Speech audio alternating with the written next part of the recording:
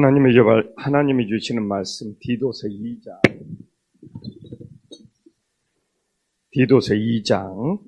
11절에서 13절입니다.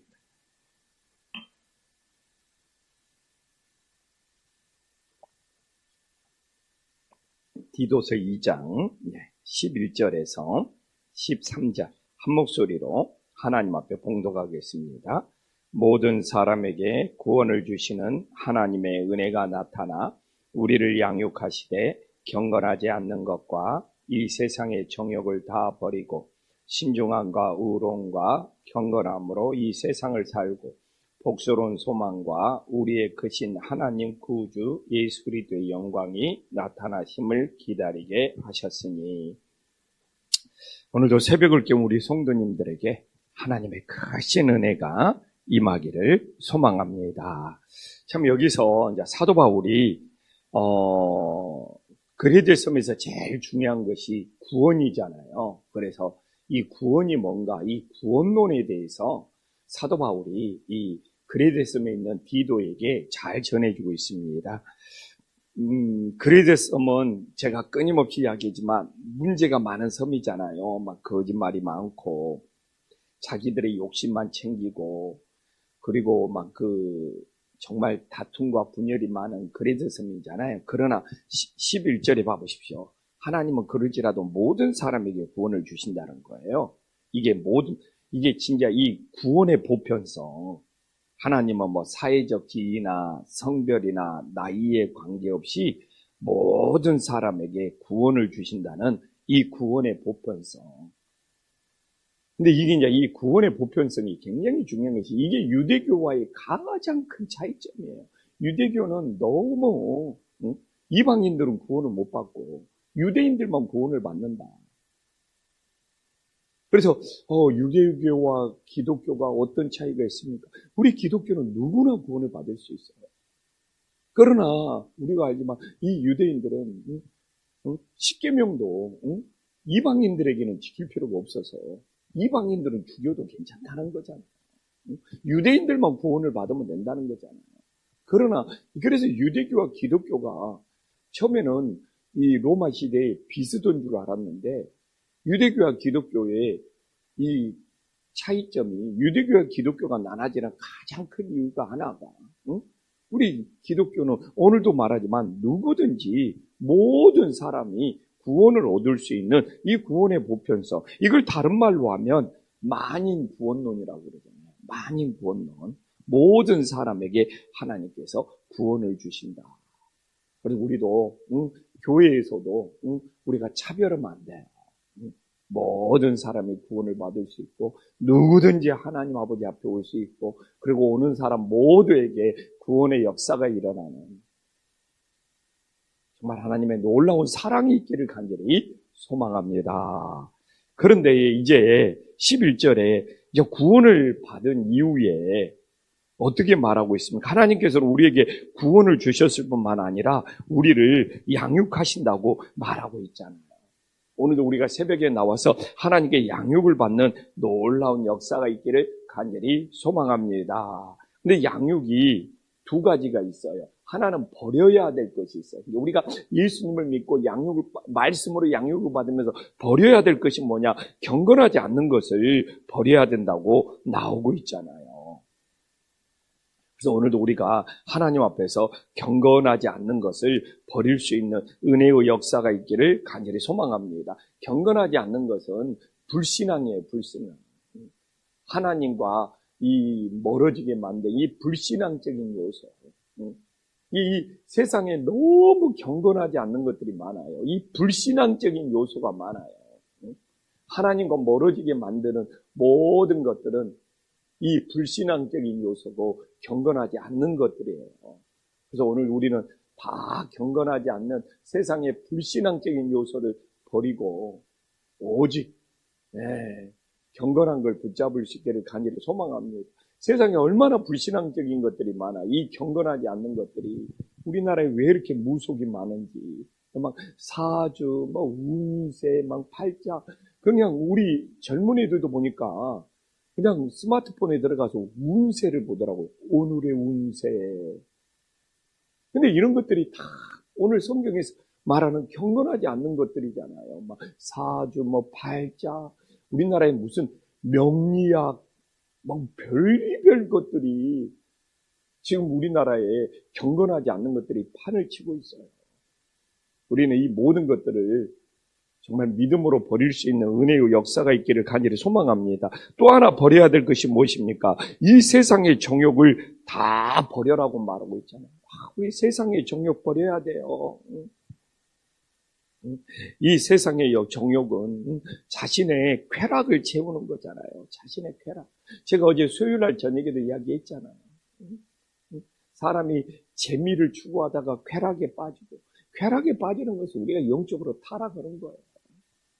이 세상의 정욕은 자신의 쾌락을, 자신의 욕망을 추구하다가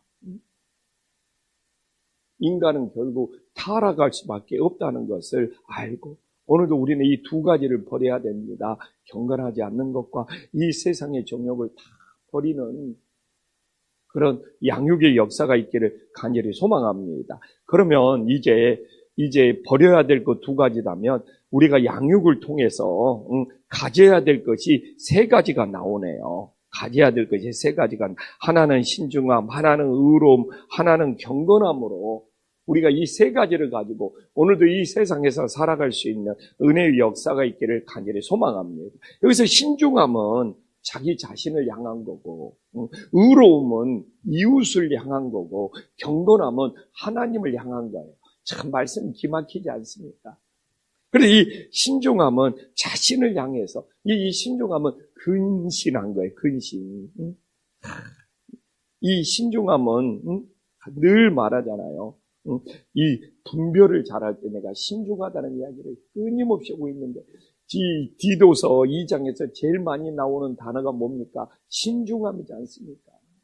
늙은 남자들도 신중해야 되고, 늙은 여자들도 신중해야 되고, 젊은 남자들도 신중해야 되고. 근데 또 이렇게 자신을 향하여 제일 중요한 것이 신중. 제가 신중은 늘 말하잖아요.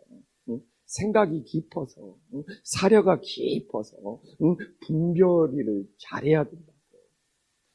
오늘날 이 세상에 예수님 믿는 사람들이 개념이 없으면, 생각이 없으면 죄악에 빠지는 거예요. 자기 자신도 모르게. 그래서 우리가 신중해야 돼요. 그래서 사려가 깊어야 돼요. 생각이 깊어서 정말 분별을 잘해서 죄악을 멀리할 수 있는 은혜의 역사가 있기를 간절히 소망합니다. 그래서 우리가 디도서를 보면서 와, 이렇게 신중함이 많이 나오는 거예요. 이게 자신을 향하는 거. 그 다음에 이웃을 향하는 것이 무엇입니까? 의로움이라고 나오잖아. 의로움. 이건 이웃을 향한 거예요. 이 의롭다는 건 뭡니까? 이 이웃들에게, 다른 사람에게 공정해야 된다는 겁니다. 공정해야 돼. 우리나라가 왜 문제가 되냐? 의로움이요. 없어요. 내로남불. 자기가 하는 것은 괜찮고 다른 사람이 하는 것은 다 잘못됐다고 하는 이 공정함이 없기 때문에 우리나라가 혼란스러운 게, 의로움이라는 건 뭡니까? 정말 이 공정한 거예요. 내 마음에 안 들더라도 다른 사람이 잘한 것은 잘했다고 인정할 수 있는 것이 진짜 의로움이 됨을 믿으시기를 간절히 소망합니다. 근데 우리나라 정치판에는 의로움이 없어요. 진짜로 내가 봤을 때는 내로남불이요. 무조건 상대방을 비방하고 흠집 잡고 트집을 잡자. 여기에 무슨 진짜 의로움이 있겠습니까? 근데 우리가 예수님을 믿는 사람은 의로움을 갖고 살아갈 수 있기를 간절히 소망합니다. 그래서 공정해야 돼요. 자기 잘못도 인정할 줄 알고, 상대방이 올바른 것은 칭찬해 줄 줄 아는. 그래서 우리나라에 필요한 것은 공명정대가 필요하다는 것이죠. 그래서 우리가 이 공정함에 오늘도 입각해서 모든 것들을 대할 수 있기를 간절히 소망합니다. 이제 이것이 이웃을 향한, 하나님을 향한 것이 무엇입니까? 경건함. 늘 말하잖아요. 이게 예수님을 닮아갑니다. 경건은 예수님을 닮아가는 거예요. 그래서 경건하지 않는 것은 예수님과 멀어지는 거예요. 제가 말하잖아요. 거룩은 내 안에 죄를 없애는 것이 거룩이다. 거룩과 경건의 차이가, 내 안에 죄를 없애는 것이 거룩이에요. 근데 이제 경건은 뭐냐? 끊임없이 우리가 예수님을 닮아가는 것이 경건이다. 그래서 경건하고 거룩을 헷갈리지 마십시오. 오늘도 우리는 거룩해야 돼요. 왜? 내 안에 죄가 없어야 돼요. 오늘도 우리는 경건해야 돼요. 예수님을 닮아가는. 조금이라도 예수님께 더 가까이 가는. 이게 예수님을 닮아간다는 것은 우리는 하나님께 조금이라도 더 가까이 간다. 이게 오늘도 우리가 왜 새벽을 깨고 기도합니까? 경건해지려고요. 조금이라도 예수님을 닮아가고 조금이라도 예수님께 더 가까이 가는 놀라운 역사가 있기를 간절히 소망합니다. 이제 13절에 구원받은 성도들이 기다려야 될 것이 두 가지가 우리는 오늘도 구원받은 이후에 기다리면서 살아야 돼. 두 가지를 기다려야 돼. 하나는 복스러운 소망을 기다려야 된다. 13절에 나오잖아. 이 복스러운 소망. 그러면 복스러운 소망이 뭐냐? 영생. 영원한 생명. 복스러운 소망은 우리가 이 영원한 생명, 이 영생보다 더 복스러운 소망이 없다는 것이죠. 그래서 우리 인생은 마지막에 마침표를 찍을 때, 끝날 때, 어제도 이야기했지만, 어제 수요일 저녁에도 이야기했지만, 새로운 시작이 열리는 거예요.